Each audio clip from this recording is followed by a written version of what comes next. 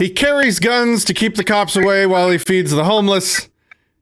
He stands outside and defies judges in front of their own courthouses to tell jurors the truth about jury nullification. And he messes with that Libertarian Pahtay stuff. Let's talk to him.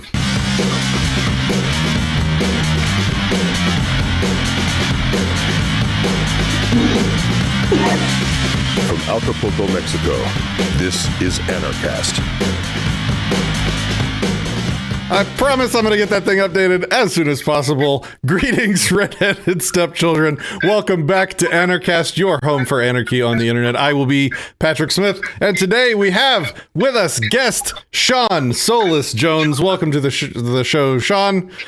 Shawn is a street activist, a jury nullification activist, a sitter on the executive committee of the Libertarian Pahtay of Texas, and chairperson of the Collin County Libertarian Party. He is one of the most active activists that I know of in the world, and I wanted to bring him on the show today to highlight the things that he does to create more freedom and to help people in the world. So welcome to the show, Shawn. How are you today? I'm doing awesome. How about you? Good, man. Good. So you do so much. We could literally talk for like 3 hours, but I want to kind of focus it in on the stuff that I've seen you doing recently. You were over the last 2 months since we've been dealing with La Rona, and we say La Rona here so that we don't get demonetized. But you were the only one that I saw. We have a lot of activists in Dallas, Texas, and you were the only one that I saw that really never stopped doing the charity work and the activism that you do. And you also do different kinds of activism, like not just like really short-term, big, loud, media-grabbing events, but like, you know, like every week of your life, it seems like you're doing something to help someone. And a lot of it is just like low key, and it's like you're not getting any attention. No one really knows you're doing it most of the time. The most anybody ever sees is like, I've seen you like take pictures of, and I wish I had one available, but you have pictures of a bunch of sandwiches that you've made to give to homeless people or to the people that need food. And you have like freedom words or inspirational things written on the sandwiches in mustard or whatever. And literally aside from that, no one would ever know what you do or whatever. So I wanted to slow down and highlight and talk about the difference in types of activism, and specifically what you've been up to over the past 2 months while everyone else is, well, not everyone, but while a lot of other people have been huddled inside their homes wearing, masks and other things. Oh, right on. I got involved with this organization called Feed the City probably about 7-8 months ago. And it started off, we would just go and meet at a restaurant on Saturdays and make sandwiches and, basic lunches, chips, things like that, bag them up. And this organization would redistribute them to other organizations, shelters and community centers, places like that.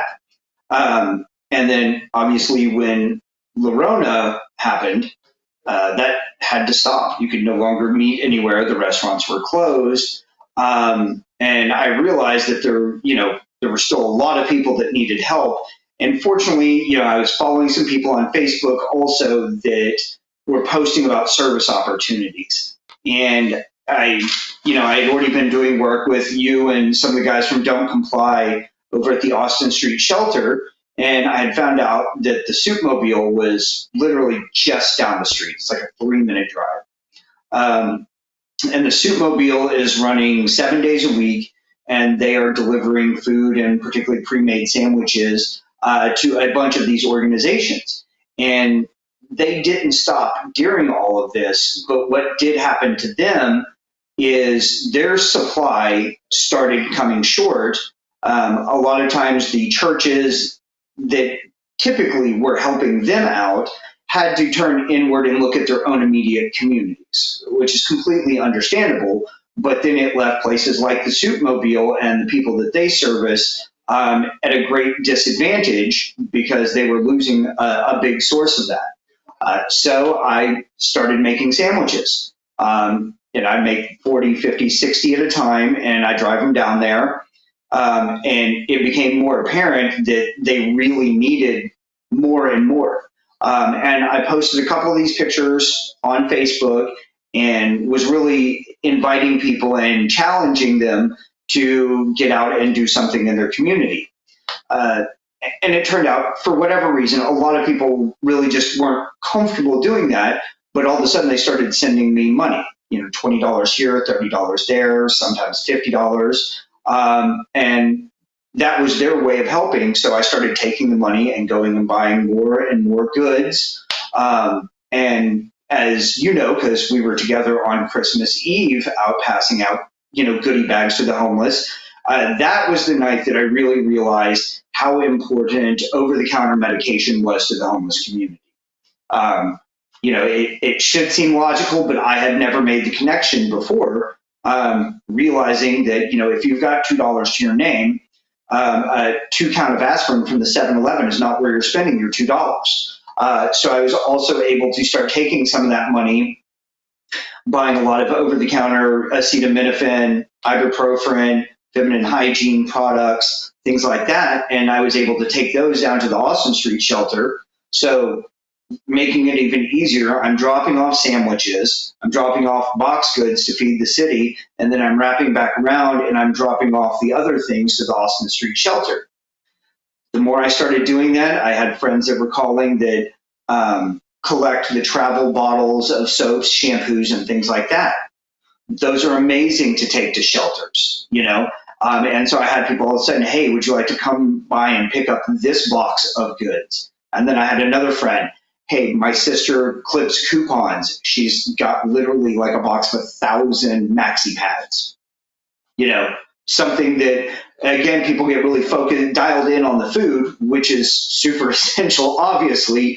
But most of us, you, I, and most of middle America, we take things like soap, shampoo, toothpaste, toothbrushes, aspirin, feminine hygiene products. We take all of those for granted. Most of us were raised in an area where that, you may have been broke, but you weren't that broke, so the more I did, the more people seemed to chime in. And then it just kind of kept going. And, now it's just something that I really look forward to. I pull up the people at the Suitmobile, they're smiling, they're laughing, they know me by name, and, just ask how many ham and cheese I got today. So, it's very different from the rest of the activism that I usually see you doing, and that I, participate with you, that we go and do together, especially with the Don't Comply guys. We do the Feed the Need event every year where we, break the law to feed the homeless, and we do it armed to keep the cops away. That's real sort of edgy and flashy, and, it's a big deal to a lot of people. We here, I'll put this in the background. This was one time that we needed passports to go to Acapulco, and you can find this video on the Disenthrall channel. It's called Why Anarchists Get Passports in Chains. We dressed up like slaves, and we recorded ourselves going to the passport office to get our slaves hall pass to visit the plantation, called Mexico, so that we could go to Acapulco. And you did this with me, and we do all kinds of crazy, fun, interesting stuff. You do jury nullification activism with a guy named Bob Smiley, who we might need to get on Anarchast soon. And you guys stand out there and hand out pamphlets and inform jurors of their ability to literally stop the government from destroying people's lives over things like victimless crimes like drugs and stuff like that. That's also sort of really kind of edgy because the judges don't like you there, and they've, I think you've been escorted, forcibly escorted off the court premises. Once, maybe twice. I don't know. Maybe you can tell us about that. But this stuff that you're talking about is just like you make sandwiches and you drop them off. And can you talk about is one more powerful than the other? Is there a difference between the short, big bang sort of events and the sort of slow burn, long sustained stuff that you're doing? Because I would like to know, like, which you think is more effective and why. Yeah, I'm not sure. One, I mean, I always love doing stuff with Don't Comply. I mean, one, I love everybody that's a part of it and have tremendous respect. Some of those guys have been doing it a lot longer than I have, and it's only because of their hard work that I had a fold to come into. So I love those opportunities. And they draw in a lot of people, and I think they reaffirm for a lot of people that are already kind of like-minded to us in the anarchy community. I think it reinstills that we're not alone on these little individual anarchy islands, that there's more of us out there. And at the same time, this, I guess we'll call it passive activism that I'm doing, the people that are sending me money are not anarchists. Most of them are kind of apolitical, middle of the road. Some of them have a party affiliation, some of them don't, but they want to help. And so they serve two different purposes, really. I think, like the video that's playing in the background, that's a fantastic way to push the envelope of the absurdity of how limited we really are and how restricted we really are because of government. But what I'm doing with sandwiches is reminding everybody in middle America, where we are, that, hey, there's a lot of people every day that are hurting, and they were hurting before the Rona, and they're going to be hurting afterwards, because most of them that are being fed, not that some of them I'm sure are, but most of them, the Rona has nothing to do with why they need help. It may have made things worse for them, but it's not the reason they were in shelters in the first place. It's not the reason, that they're living in a food desert and that they're struggling. It's just now an additional, hurdle to get through. So I don't know, I'm not sure that you can say one is better, worse, more or less, as much as they're appealing to two different markets and encouraging people to do things in two different ways. One is that soft, passive, I'm not breaking the law. The other is, God damn it, we need to get out and we need to challenge this immoral, unethical, tyrannical bullshit. There's something about just helping people for helping people's sake that is good for spreading your principles. And it's the same kind of thing where when you see a church group going out and doing good work, doing charity, helping people, and let's say you have a person that does a lot of that. They help a lot of people. They make a big impact, a positive impact on people's lives. And, people will talk about that person. They'll be like, wow, that guy goes out and does a lot of good stuff. He's helped hundreds of people. Once a week, he takes times out of his life to go and do good things. Like, I want to know more about this guy. I want to be like this guy. And then you find out, well, this guy is associated with that thing or that other thing, or he's involved in this.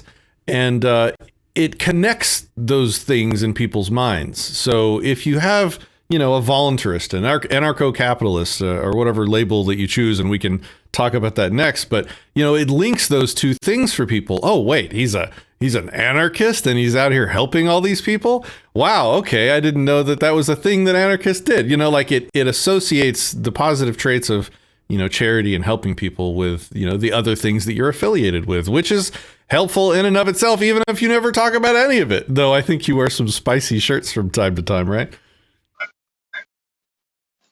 Today, colonizer. Right on. So I guess I did actually forget to ask you, how did you become an anarchist?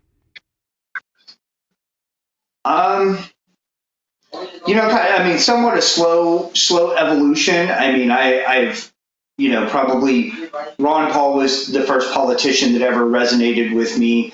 And certainly I was always staunchly anti-war, or at least my adult life. And then as a parent, the threads really started getting pulled loose for me when I started paying attention to what they were trying to get me to push my child, what directions that was. And then, kind of kept reading, kept wanting to get involved. I got involved with the March Against Monsanto, and then kind of was trying to put all the pieces together. And I'll say that, as I was getting more and more fed up, I read Adam Kokesh's book, Freedom, and all the puzzle pieces were already there. And the simplicity of the book just clicked a lot of pieces together at the right time. And even to that point, I would have always called myself a constitutionalist. And then I discovered Lysander Spooner, and I read No Treason, and it took me about 3 days to get over the shock that everything that I believed was kind of based on a false premise. And then ever since then, and by that point I was already involved in the Libertarian Party, and had kind of gone from what you would call a pragmatic libertarian to kind of no longer being able to make excuses for pretty much the existence of any government. And I know a lot of anarchists would, may disagree with my affiliation and my activism in the party. For me, it's still an opportunity to get those people that came in pragmatically like I did, and pull back another layer of that curtain. And I've been able to do that. And I can say, in my county, whenever I got active about 5 years ago, nobody was openly saying taxation is theft. Nobody was talking about anarcho-capitalism. Nobody was talking about anarchy. And now it's not a frown topic. It is something that most of us, or at least a great number of us, openly agree with, and kind of promote, and then there's, like anything, there's all levels of that, of how willing you are to push that envelope, or how far you're willing to push it. But so for me, it's still very much whether I like it or not, it is the system that I'm being forced under. And for today, I love a lot of the people in the party, and still think of it as a real viable opportunity, one, to get my voice out. I've run for candidacy. This will be the third time in 6 years that I've been on the ballot in the state of Texas. And so this gives me an opportunity to get in front of people and show them that, freedom is good. Deregulation is good. It's not scary. And, despite what many people think, I'm not Ron Swanson, and I'm not just a pot-smoking Republican either. I'm a guy who wants to shed all of those bullshit labels and, actually show people this is what I do. This is what I believe in.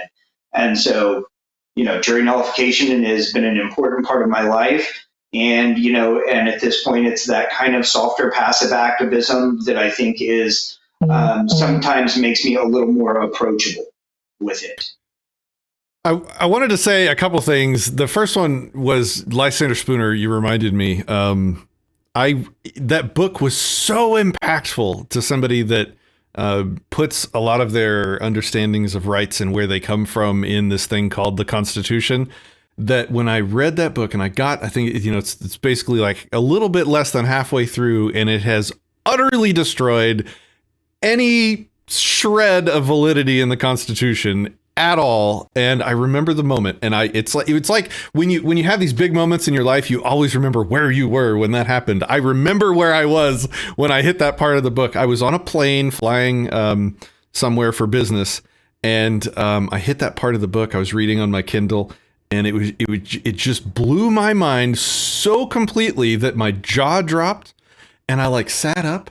And I remember, and I looked around, at the people sitting next to me and at the people around on the plane. And I'm like, I now know something that literally no one around me knows. And it was just so impactful. I felt like I was surrounded by sleeping people. 1 minute before I was a guy like anybody else flying somewhere on business for whatever reason, and the next, like, I'm just like this guy. My eyes have been opened, and I see the people around me for the sleeping people that they are, and it was a moment I'll never forget. And that's one of the reasons why, the Disenthrall logo that I use on my other channel is like an eye with the curtains opening up, because that was the moment that I had, that it's really like, people are just asleep. They don't know. They never wake up or realize this stuff.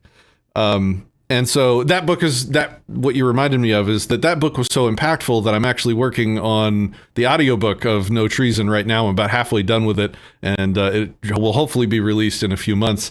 And while I'm on the topic of audiobooks, I also wanted to pimp Larkin Rose's The Most Dangerous Superstition audiobook, which just got approved to Audible. So if you've wanted a very high quality professional level audiobook version of Larkin Rose's amazing book, that is now a thing on Audible for you. Go check that out. Then the next thing I wanted to talk to you about was the Libertarian Pahtay activism. And I just wanted to say, like, when I was doing my Not Governor campaign in Texas, that's when I met you. And that's when I met a lot of the other people. I didn't know you back then. And I've met a lot of friends that either already were anarcho-capitalists or became anarcho-capitalists after, we met and I did my activism. And so you can't say, like some people say, they scoff and they're like, oh, there is no point in involving yourself with the Libertarian Party. Well, I proved that wrong, first of all, just by joining it and being principled and just standing there and being the lightning rod that, everybody hated. I mean, you remember they started calling me or us, destroyers. We were destroying their party by doing nothing more than standing there and saying, this is the libertarian principle. What you guys are talking about, that's not it. Woo, they don't like it when you do that. But you know what? Like, people learn. And I found out that I ran the Not Governor campaign with the goal of reaching the general public and bringing the principled message of anarcho-capitalism, voluntarism, libertarianism to the general public. And what I realized very quickly was that was a bad goal. What the goal should have actually been was to target the Libertarian Party members itself, because it's full of low-hanging fruit. It's full of people that are almost there. They're really passionately interested in liberty. They just haven't been exposed to the ideas yet. And so that's what I made it all about. And, we got some great people in that party sort of clarified on the principles. And there's a lot of work to be done there, just going after that low hanging fruit. What do you think about that? I would absolutely agree. And if I didn't believe it, I wouldn't still be a member of the party, because I have shifted so much away from that pragmatism and really gotten into the stripped away the bullshit of the platform to just what it's about and making people more free.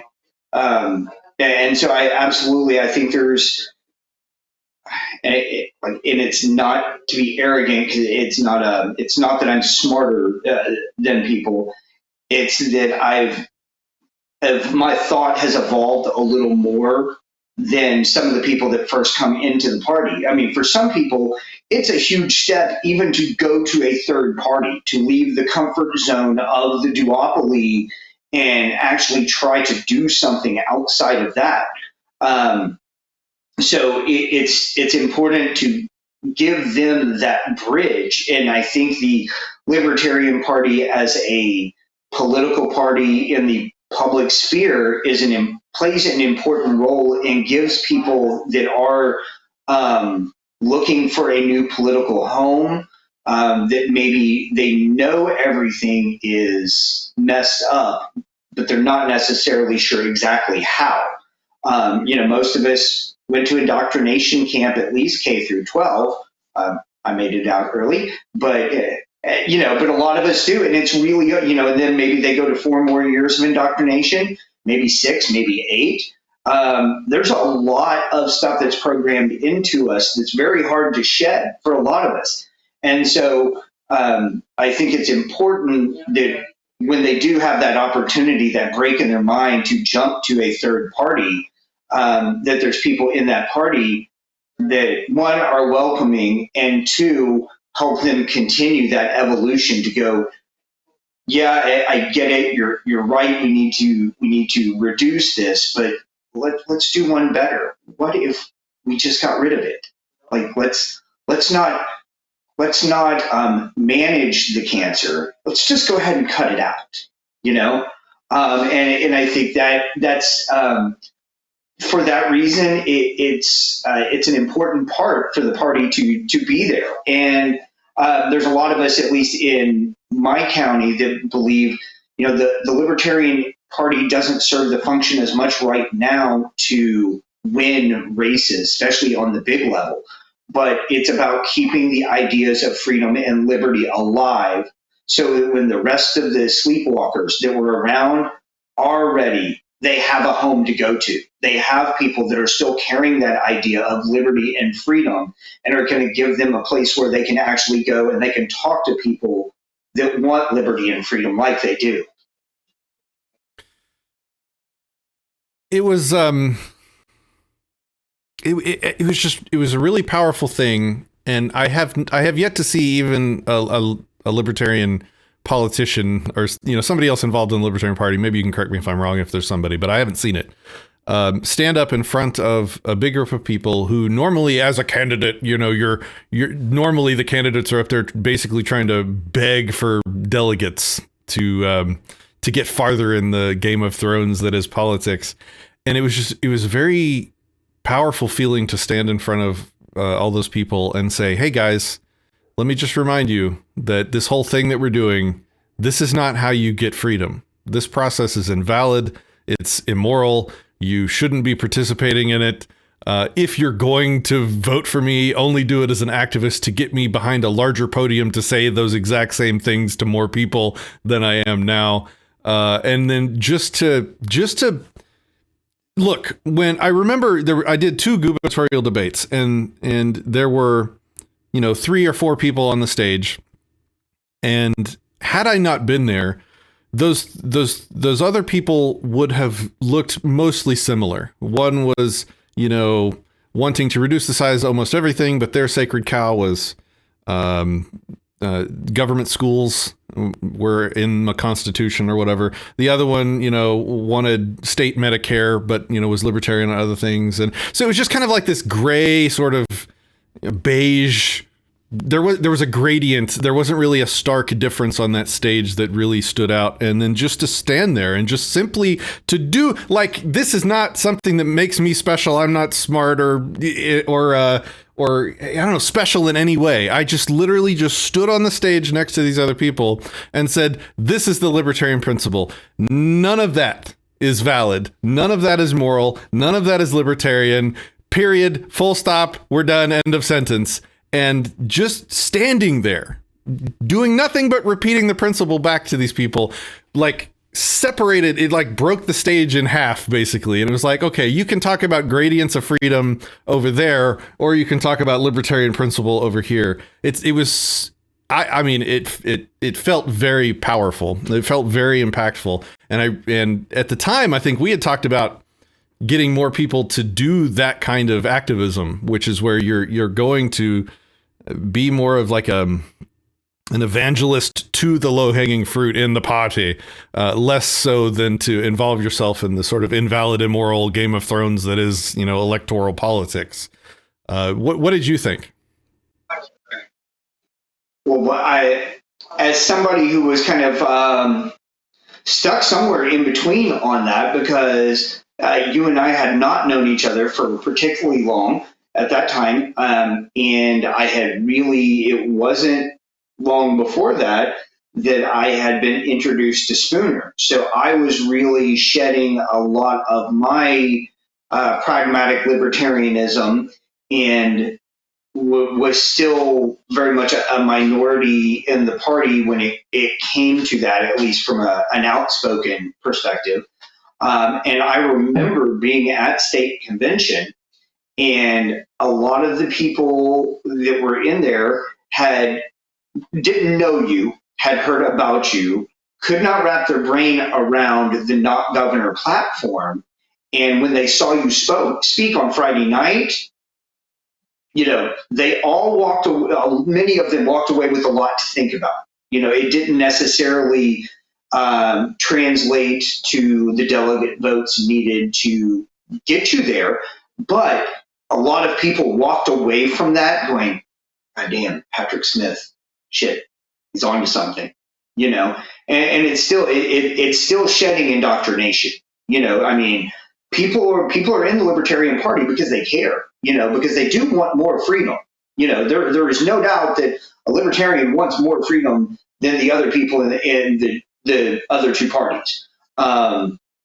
Varying levels of freedom that they're comfortable with, which is, as can become a very hot button topic of, how much do we deconstruct the state? When is enough? The battle between anarchists and minarchists, and things like that. But I know that you had a profound impact on a lot of the people, at least in my regional community up here, and particularly in Collin County. And one guy that's in the county party, I remember after him hearing you talk, he comes into one of the monthly meetings. He's going, God damn it, man.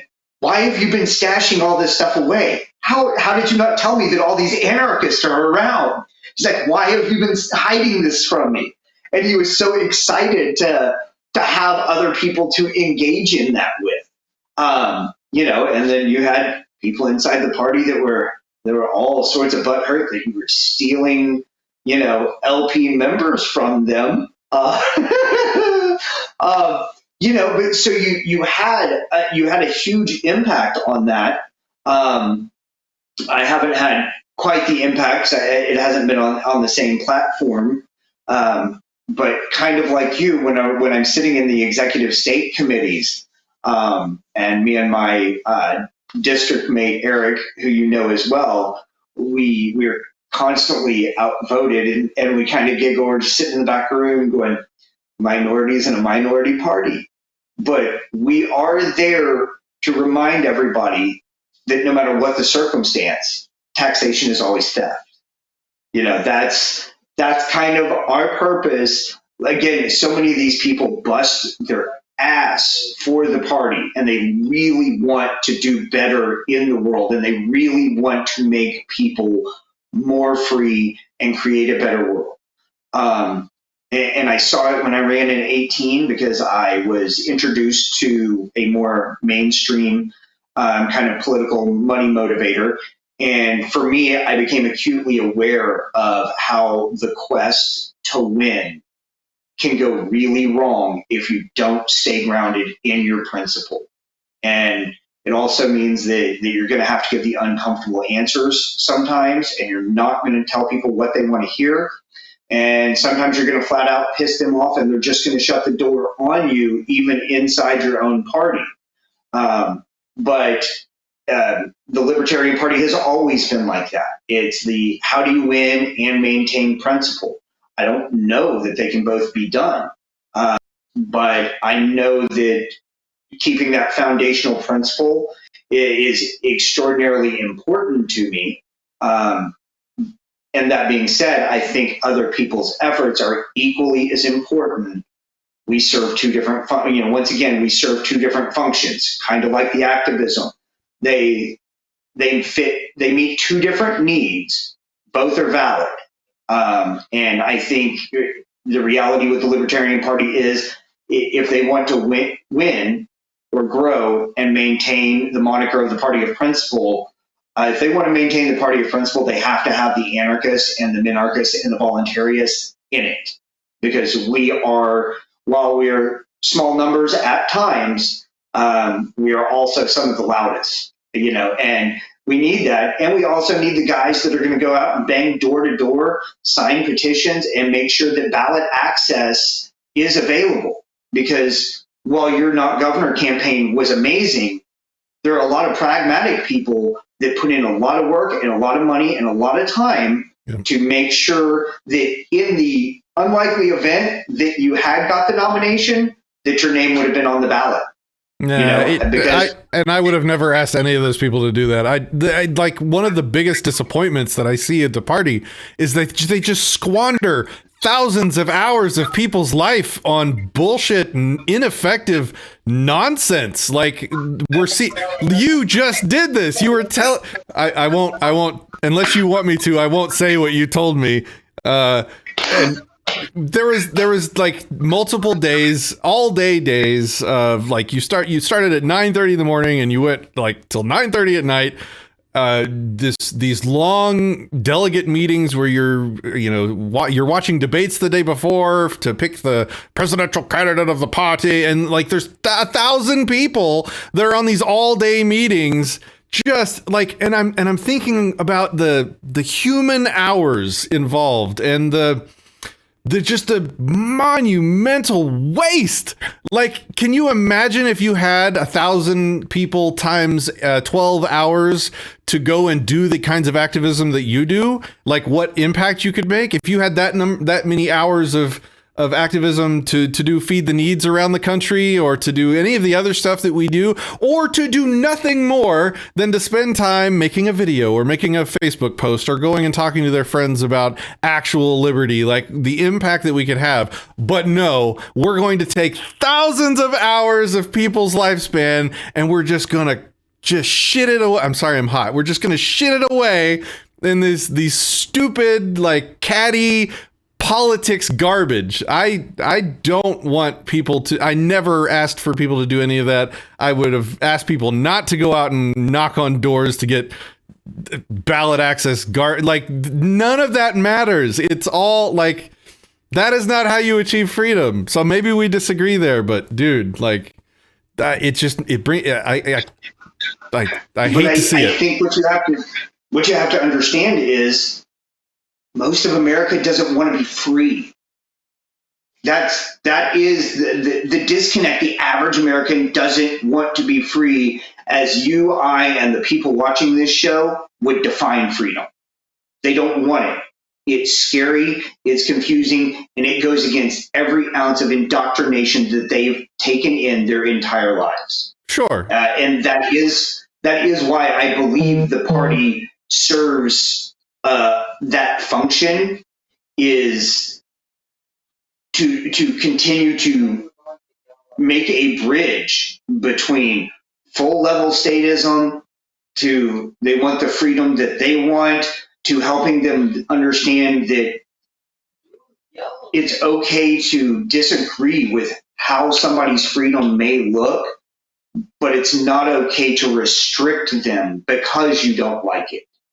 And we're getting through decades and decades of socialist education, 50 years now of nonstop hammering the socialism into our brains in very subdued and subtle ways, being tricked into thinking that having 5 different cell phone providers is freedom, even though they all use the same government-controlled lines. It takes time to build these bridges in people's minds and to help them put the pieces together. And the reality is some of them will never put it together, no matter how much empirical data you give them. But I think that the party offers the people that want to do more and do better a foothold to get that started in. And I know you well. We've had so many talks about this, and it's not that the points aren't valid. It's just that I sincerely believe the American people as a whole don't have enough of those puzzle pieces even floating around in their brain to be able to put together a picture of what freedom looks like. I mean, to go into my March Against Monsanto beginnings, the label of a free-range chicken and a free-range egg simply means that the cage door is open and that the chicken can leave when it wants. Guess what? Those chickens don't leave because they have been raised their entire life in that cage. they don't know any better. They don't know, even though the door is open and even though they can walk out, they don't do it. The same after the emancipation, slaves, many of them did not leave the South. They did not leave the plantation out of fear. And so you're talking, man, those were people that were under horrible living circumstances, and they were still afraid to leave the comfort of their familiarity. For most people, it's too big a leap. It simply is too big a leap for them to mentally and emotionally handle. And somebody has to be there to hold their hand and let them know, let them dip their toes in the water of freedom and go, look, it's not that scary, man. If we take away this one thing, it's not. Maybe you're giving people too much credit. For me personally, I grew up in a childhood environment that was very chaotic and unstable. So instability and uncertainty is something that I'm far more comfortable with than the average person. Because I was a product of my environment. Fair, unfair is irrelevant. But that instability also got me checked out of indoctrination camp earlier. So there's a lot of ways where I already saw where the system was rigged. I already saw where people fell through the cracks. I experienced so much of this with abuse and drug addiction and alcoholism rampant all around me that I already knew this failed. I already knew this was bullshit. But so that made it a lot easier of a transition for me. But for the people that have the house, the wife, the 2 cars, the pool, and things aren't going well and they're not really sure why, it's a completely different thing to get them to make that giant leap. And so, again, a reason why I think the party is a valid catalyst to continue to walk them that way. Yeah, I don't know who first talked about the funnel idea to me, but they said that there's the wide end of the funnel and then there's the narrow end of the funnel, and like you need like a wide catch-all to set them up, and then you need like sort of targeted, very focused, in-depth people at the narrower end of the funnel to sort of grab those people that were brought in and bring them all the way in, so to speak. But then, sorry, say that again. That's you in many regards. It's like I was talking about at the state convention. The Libertarian Party is the reason you were able to get in front of a lot of those people and have that unapologetic, deconstructive platform. They wouldn't have been there listening to you for not governor if they hadn't wanted a better governor. And so you were able to take some of those people that were up at the top of that funnel, and you were able to pull them further down, and for some of them, get them all the way out of the funnel into the pool of freedom and activism. Like our good friend Kelby, who angered many people when leaving the party. But that's so. I say that you serve a function in that. I serve a function in that, and much higher up in the funnel, the pragmatic people serve a function in that too. Because if we don't get them in the funnel, we can't pull them all the way through. And I just think that statism is a hell of a drug. Let me devil's advocate that now. So, you get these people that get to the point where they're just fed up with Republicans and Democrats, and they realize that it's a broken system. They realize they're not represented. They realize there's no sort of consent of the governed involved anymore. And so they start questioning these fundamental big party sort of affiliations and ideals. And when they're at that point, that pivotal moment where you're realizing the system is broken and rigged and sort of it's just not working, it's not representing you, at that moment, there's this party that's over here off to the side, and it's small, but it uses all those same indoctrination methods that you've been told you're supposed to do to get more freedom and to get representation out of your government. And they stand behind all, and they stand on top of all of those same sort of broken, invalid ideas. and they say, oh no, this our party is how you achieve liberty. Those guys don't care about liberty. We do. Come spend your lifespan with us instead of them. And so there's an alternative here. It's like a honeypot. Like, it takes the people that are finally at that moment of changing their view of the world and of politics and their lack of power in being governed. And rather than having them face the reality that there is nothing else, that it's this broken system or, not this broken system. Well, now these people can say, oh, well, instead of this broken system, I'm going to waste another 10 years of my lifespan, going down this honeypot that looks like it could actually be for liberty, even though it will just like shit away my lifespan. Like, what do you think about that? It seems like we might, like, if the funnel didn't exist, then people might actually just drop faster. Maybe the funnel slows them down. What do you think? I mean, it could be right. I'm just thinking of the conversations I have with people that, and from an educated, pedigreed standpoint, me being self-educated, them having bachelor's and master's and some doctorates, and I look at their lack of common sense. And so while some, you may get some that would move exponentially faster without the funnel, I think the funnel offers the opportunity to catch more. And we're all still raised, now it's been a bastardized version of it, but we're all raised with the idea that this country runs under the Constitution. You and I both know that's a lie. The Constitution is dead. Read the Patriot Act, all 1,000 pages of it. It's dead. It doesn't exist.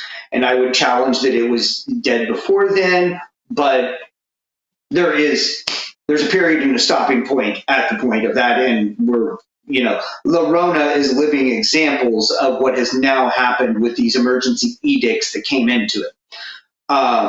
And we're surrounded by people who are cheering for contact tracers. People that are willfully walking around with muzzles on for a condition that we're not.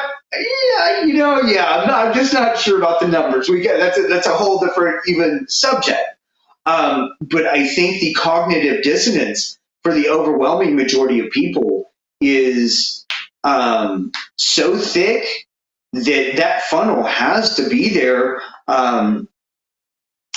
Because I find that people only start caring about freedom when the particular freedom that they care about begins to be restricted. They don't care about freedom as a whole, freedom as a concept, freedom for all, regardless of what it looks like. They care about the freedom that they care about. And I think that's why when people fall into that larger funnel, it's because somebody has fucked with their freedom. One of my favorite taxation is theft stories. I've got a buddy from high school. He lives in Northern California with his wife. They've got 5 great kids, awesome human beings. And obviously, them both being public educators in California, the idea that taxation is theft was not a concept that they could agree with. And I had these hats made with the ANCAP flag on the front, taxation is theft on the back. And I'd probably done that like a year or something before that. I get a Facebook message late one night, Cali time, it's like 1 a.m. my time. Hey man, you got any more of those hats? Well, yeah, what's going on? And he goes on this tirade about how his school district employers had failed to take out the proper amount of taxes for about a half a decade. He had no idea. He just got his check. He had done everything exactly as it was supposed to, and it was an accounting error inside of their payroll system. And Uncle Sam hits them with a bill for like $50,000. Public educators, 5 kids. You don't have $50K sitting around. And oh, by the way, if you don't pay this, you get this fee, and you get this fee, and you get this fee. and there's penalties and interest added on top of that. That's when he started to realize taxation was theft. Much like a lot of the people that are noticing right now as the government is shutting down their businesses, while also giving away small business loans to not so small businesses. People are starting to realize those things, but my experience has been people don't care about a freedom or an issue until it directly or within 1 or 2 degrees affects them. And so that's why I think that the funnel's existence is necessary for when those people do fall off, because those people fall off regularly because the government is always fucking with somebody. Yeah, so the fact is the Pahtay does exist and is going to continue to existing, and if they're going to have that dumpster fire blazing, I'm going to be warming myself beside it, and that's kind of my take on it. Like, I'm going to be there and I'm going to be grabbing their low-hanging fruit that they're gathering for me, because otherwise they're just going to keep squandering these people's lifespan. They're going to be just delaying people's awakening. And if I can just and it's so easy. Like, you just stand there and you say, guys, this is the principle. And that's it. That's all you do. You just stand there and talk about the principle. It's really easy and it's very effective. Like, I met a bunch of other people that were voluntarists or are now, and it's big. Okay, so enough talking about the Pahtay. Is there, if people wanted to help you do the kinds of activism that you have been doing, these longer running, slow burning, maybe less flashy, just like charity stuff, do you have like a donation address or something like that where people can like toss you a few bucks to help you buy a few extra sandwiches to help people? I started a pool on PayPal called Be the Community. Be the Community. Yes. Be okay. the Community. And I'll put a link in the description for people. Yeah, go ahead. Be the community that you want to live in, that you want to build. For me, this is, and even, even layering back to the Pahtay and people in the duopoly that don't always agree with my message about deconstructing all of these things and aren't particularly fans of my brand of actual freedom. This really gives me an opportunity to keep them at bay or to not be able to dismiss me, because they can think my idea is crazy, but who's delivering sandwiches every week? Not who's going them. to the shelters? Not them, first of all. And and I don't want to. It's not bragging on me, and I don't want to be snarky to them. I'll do that for you. But fair enough.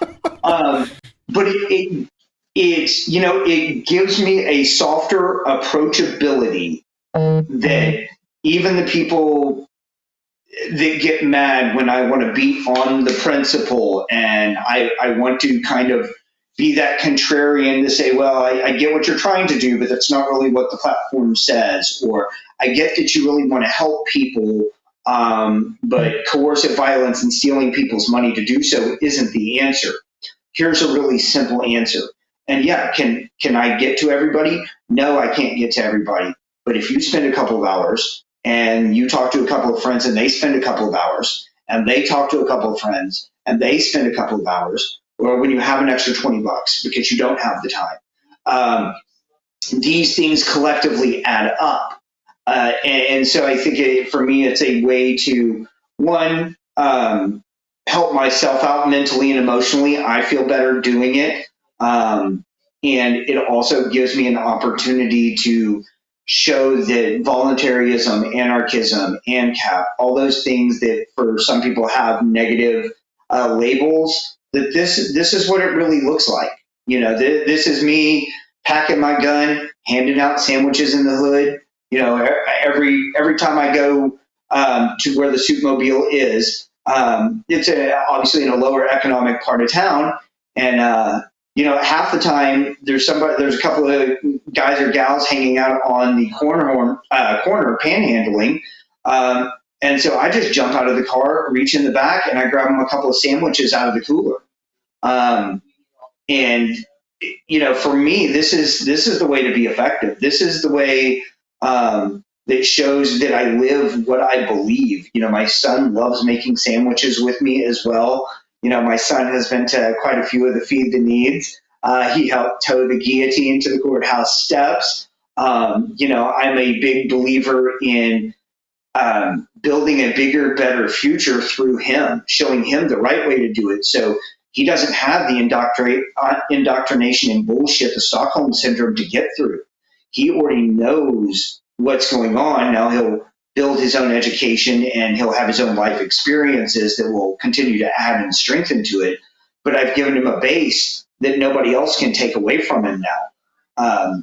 So, doing it out in the community, also, showing on Facebook, as lame and cheesy as it can be at times, showing that we're out there doing it, father, son together, hopefully inspires people and reminds parents that, you really need to show your children the right way to do things, and not saying that my particular brand is right, but right being that they need to help their community however that looks. Whether it's through the church or any other organization, and it also shows, for me, it shows that this stuff really is a lot easier than people think. People are like, oh, they give me a lot of praise, and they don't realize sometimes how really simple it is. I make an extra trip to the grocery store, or I go to a particular grocery store where I know the goods are cheaper. So I can get more bang for my buck. But we're talking with drive time there and back, for me to make 100 sandwiches takes me about a total of 2 hours. I can feed 100 people with about $50, maybe a little more than that, 75, and 2 hours of my time. And gas is cheap right now, so call it another $3 for gas. And that's really been my idea about the passive activism, is just showing the accessibility that there is to everybody, wherever community you're at, for you to be able to do something. And it doesn't have to be big, and it doesn't have to be flashy, and you're not going to solve all the problems in the community with one big whack. Even if I threw $100,000 that I don't have at the problem tomorrow, some bureaucrat would find a way to blow that money, and all those people would still need help.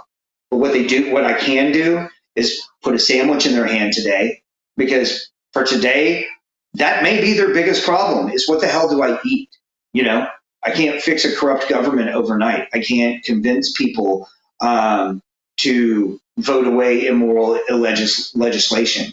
But I can show people a way to help in their community, and to hopefully build what will ultimately be a better, kinder, gentler, voluntary society. There's been two themes that I've the last several interviews on this channel have been activists, and I'm really trying to focus on people out there doing things in the world. And there's two sort of maybe common themes that I've noticed so far. One is that they say that it's easier than you think. And like Murdoch would say, like, all you have to do is say, hey guys, on this day at this time, I'm going to go do this thing. Who wants to help me? And then, people come out of the woodwork that didn't think of it, or, didn't think that they could do it, or, thought it would be hard. And they all pitch in, and suddenly this big thing that all the individuals thought was, impossible or out of reach or not doable or not feasible or they don't have time for, now this big thing gets done. And literally all it took was one guy saying, hey, I've got an idea. Let's go do this thing on this day and this time. Here's what I need. Who wants to help? Like, that's all you got to do to get it started. It's kind of what you're talking about here. The other thing that I've noticed is that it's important to not do one type of thing, like not one type of activism. Try all of them and see what you're best at. See what your personal predilections and your personal sort of competencies, what you're best at, what you enjoy doing the most, what you're most effective at. Try street activism, try charity, I'm not going to tell people to try Libertarian Pahtay. I refuse, Shawn. I refuse. I will. No. But try a bunch of different stuff and see what sticks. Don't just like do the one thing that you know about, because there's a lot that can be done, and the more different angles that we try doing it from, I think the more successful we'll be. Is there anything else, with that said, is there anything else that you'd like to talk about before we wrap it up?